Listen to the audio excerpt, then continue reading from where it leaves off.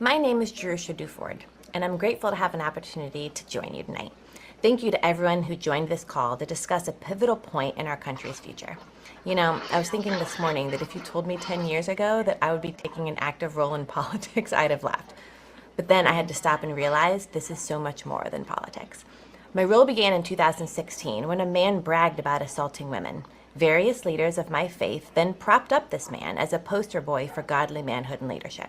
This broke my heart as I have watched, quite frankly, for the last 8 years, people who were curious about Jesus and his teachings done a 180 and walked in the other direction from my faith. Isaiah talks about an oak whose leaves wither and a garden going without water. These things happen slowly, over time.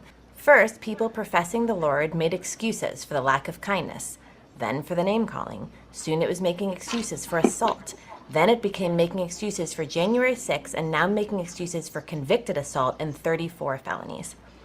The oak leaves don't wither overnight, and I'm terrified to think of how far this turning our head the other way and making excuses will take our country, but more importantly, our witness to the world.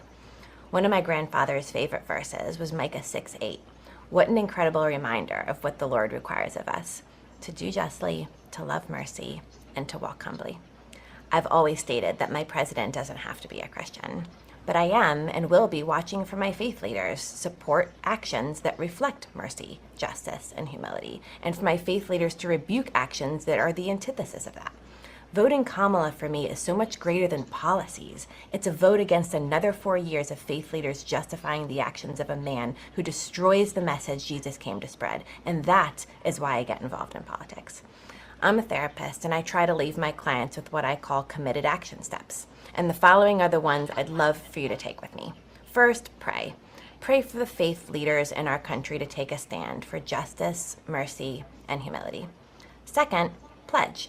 Take the Evangelicals for Harris pledge on our website, evangelicalsforharris.com. And lastly, service. Go perform actions of service in your neighborhood or community, and then come back and share your story with the Evangelicals for Harris campaign. Thanks for listening to me. Let's do this.